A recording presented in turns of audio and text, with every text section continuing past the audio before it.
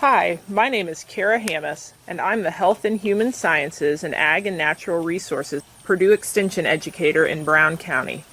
While it's been an extremely strange year in almost all respects, nature has continued to move along at its usual pace. So today I wanted to talk through a couple of the common landscape and garden questions I get at this time of year, using my own garden as an example.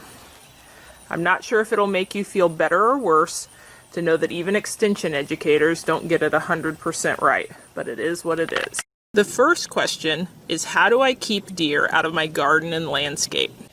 Deer are a common cause of plant injury in Brown County, but there are other animals as well that might be causing issues in your garden. One way to distinguish between deer and rabbit injury is related to the height of the damage. Obviously, rabbits can't reach as high as a deer, and whether or not the injury has a clean cut. Deer don't have incisors on their upper jaw, so they bite with their lower incisors and press against the roof of their mouth to tear off a bite. This results in a more frayed end when deer are the culprit. This is more obvious when they're eating woody plant material, especially in the winter, than when eating softer green plant material. If there aren't many deer, or they aren't very hungry, so maybe they have other sources of food nearby, repellents may work. Try hanging human hair or strong-smelling soap in bags around the garden as odor repellents. Pepper sprays are a popular taste repellent if only a few desirable plants need treating. Other chemical taste repellent sprays exist on the market as well, but be careful of what repellents you apply directly to or adjacent to food crops. Visual and audio deterrents like motion security lights, maybe a solar-powered one, or radios or other options can also keep deer away. Just make sure you move them around every few days. Deer are smart, and once they learn these are fixed and not of harm to them, they are no longer affected. Planting types of plants that deer don't like to eat may also work, but if they are really hungry, deer will eat almost any plants. I find this publication from the Rutgers Cooperative Extension to be really helpful for evaluating potentially deer-resistant landscape plants, but you'll see that even their lowest category of damage is rarely damaged, not never damaged. Excluding deer with fences is more costly, but it's the most effective option.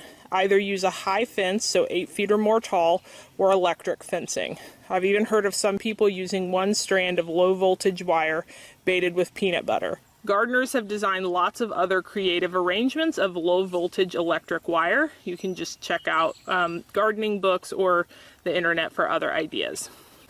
Another question we often get is, what is the large, dark brown sunken area at the bottom end of fruit? And typically this question is about tomatoes. And so when you're seeing this in tomatoes on the blossom end, this is called blossom end rot. Blossom end rot can be a common disorder of tomatoes, especially ones that are forming earlier in the season. It's a problem that's caused by a lack of calcium in the developing fruit, but what typically causes that to happen has to do when you have fast-growing plants that suddenly experience drought, so a lack of water. It's not normally because there's not enough calcium in the soil, and you do most commonly see this in early season plants. Not that it can't happen later, but you'll see even within the same plant, ones that formed lower from earlier in the season had this issue. I've picked off others that had the same issue, but new fruits are forming with no issue. So if you're seeing that, that's what it is, and it will hopefully get better, but a consistent watering schedule can help. Another issue you might be seeing with browning or shriveling fruit might be on your squash or melon plants. And so this, although there can be other reasons, this would commonly happen because of failure for the plant to pollinate. There's a cucumber that's kind of doing something similar. The first one was a watermelon plant. So a common reason for this happening on squash or melon plants is because of failure to pollinate. If you've ever looked closely at a squash or melon plant, you'll see there's a bee on at the female flowers there's actually a little miniature fruit that's already formed at the base of the flower. On the male flowers, they're just at the end of a long string or a long stem. And so the flowers are typically only open for a short period of time, and they need to be pollinated in that window. So like for now, I didn't plan on this bee coming, but there, it was just on the male flower. It would need to go back to the female flower to pollinate it, or another bug would need to do the same in order for the small fruit that's formed here to actually be pollinated and then grow. So one of the things I love, especially, you can see again, this is a watermelon plant. You can see that little plant at the base looks kind of like a watermelon. I love how the different female flowers of the different squash and melon plants looks like the fruit it's going to grow into. So I just love that. Another issue you might be seeing on your tomatoes or other plants are bugs, and one of the strangest tomato pests I've come across is the tomato hornworm. I don't have any tomato hornworms yet this year, but I've dealt with them before. Tomato hornworms are distinctive, large, they can be up to 4 inches long, green caterpillars with diagonal white lines on their sides and a prominent horn on their rear. The horn isn't a stinger, it's just a diversion for potential predators. You'll typically notice the damage that they cause, which is severe defoliation of plants and sometimes damage of green fruits, before you would notice the actual caterpillar. Because of their green coloring, they blend in really well with the plant, and they have a tendency to feed on the interior of the plant first when they're in their earlier caterpillar stages. As they go through their different stages, they consume more and more plant material, and it can be pretty stunning, all the leaves eaten off your tomato plant one day when you go out to check on things. While they most commonly feed on tomatoes, like their name suggests, they can harm other plants in the Solanaceae or nightshade family, like potatoes, eggplants, and peppers as well. Thankfully, once you notice the hornworm, they're pretty easy to treat. They don't normally have many. There's not normally many of them all at once, and they move really slowly, so it's easy to just pick them up and discard them. When you've got them, you can either squish them, cut them in half with scissors, drown them in a bucket of water, or even feed them to your chickens. However, if you notice that the hornworm has white rice-looking sacs on its back, it's really best to just let it stay. These sacs are egg larvae for the parasitic braconid wasps, which will ultimately hatch and kill the hornworm and and then they grow on to provide additional garden pest control for you. So it's better to let the hornworms that have the eggs of the braconid wasps on their backs live, so that those wasps can help you further protect your garden. You might also be noticing other damage on your plants from insects, like Japanese beetles or plant hoppers, which were new to me this year and somehow seem to be everywhere in my garden this year.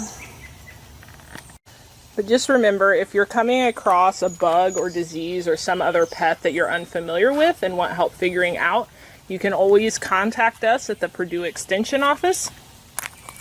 And there's also the Purdue Plant and Pest Diagnostic Laboratory, which is also available and accepts digital submissions or physical submissions of plant specimens or pests for diagnosis, and they can give other advice. And finally, you may be looking at parts of your garden and pulling out spring vegetables or other spring blooming annuals that are kind of past their prime at this point in the heat of the summer. And you might be wondering if it's too late to start seeds to fill in some of those gaps. So even though we're approaching August, it's not too late to start seeds now for some fall blooming annuals or even vegetables that are good for growing in those cooler months of the year. It might be difficult to find seeds now at this point at stores, but you might have some left over from the spring, or you may be able to order online, or you may just be interested in buying starts from a garden center. If you have seeds at this point in the year, they can typically be directly sown into the garden. There's two great publications with resources on planting time frames, typical first frost dates, and other things to consider as you consider sowing seeds for a fall harvest. So many of those veggies that we would typically consider spring veggies can tolerate a light frost and actually will get started more quickly now at this time of year because you've got the warmer soil temperatures of summer rather than those cooler, wet soils in the spring that slow down germination. And in the end, just remember, it's a process and gardening is an adventure. You'll learn new things every year, sometimes the hard way, but that's part of the fun. So here's some footage of some week-old chicks and their mama, just to put a smile on your face, and remember that your Purdue Extension office in Brown County is here to help.